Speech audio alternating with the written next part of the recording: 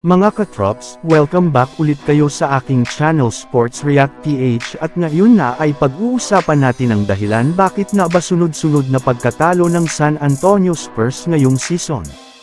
Pag-uusapan na rin nga natin ngayon dito sa ating panibagong video ang naging laro ng Los Angeles Lakers kontra sa Philadelphia 76ers.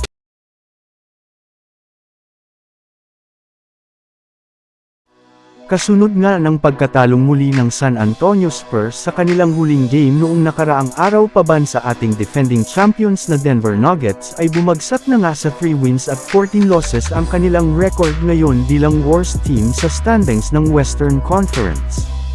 At ang masakit pa dyan ay umabot na rin naman nga sa 12 game ang kanilang kasalukuyang losing streak. Kaya marami ng mga fans ang nagtatanong ngayon kung ano na nga ba talaga ang rason bakit sunod-sunod na ang kanilang pagkatalo. Ayon nga sa ilang mga NBA analyst, bagamat man nga malalaking numero ang iniaambag ni Victor Wembanyama sa kanilang mga laro ay wala rin naman nga sila ngayong isang legit na point guard na kayang matulungan ang kanilang rookie big man para magdomina sa kanilang mga nakaraang laro. Mas kailangan pa rin nga po nila ngayon ang legit na point guard na manggaguna sa kanilang opensa at gumawa ng mga magagandang desisyon at playmaking.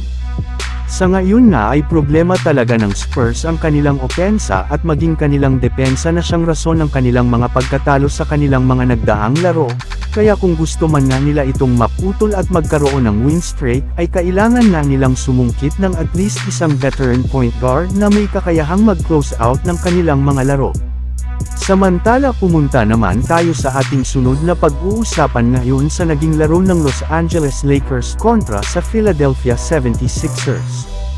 Bagamat man nga mga katrops, maagang nakasabay ang Lakers sa simula ng kanilang laro ay hindi pa rin nga nila ito na-maintain gayong sa kalagitnaan nga ng first quarter ay dito na nga sila simulang natambakan matapos magpakawala ang 76ers ng napakainit na shooting sa 3-point line sa pangunguna nina Joel Embiid at Tyrese Maxey. Yes, nagsunod-sunod nga ang pagpapakawala ng 76ers ng 3-pointer na hindi rin naman nga kinayang pigilan ng Lakers dahil sa napakalamya nilang perimeter defense. Kaya dahil nga dyan ay lumaki pa nga ang kalamangan ng Sixers sa kanilang laban.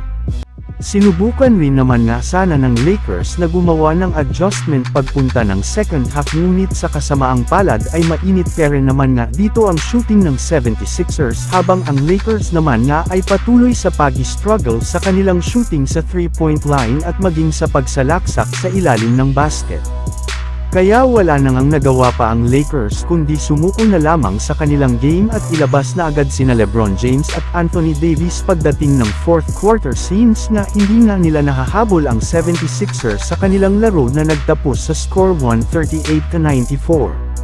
Ayon rin naman nga kay Coach Darvin Ham, sobrang nahirapan nga talaga ang kanilang team na depensahan ang napakainit na shooting ng 76ers since out nga ang ilan sa kanilang defensive player na siyang pinakarason ng kanilang pagkatalo at pagbagsak sa 10 wins at 8 losses. Kaya kailangan nga talaga nilang mag-regroup muli para paghandaan ang kanilang mga susunod na laban sa kanilang road trip.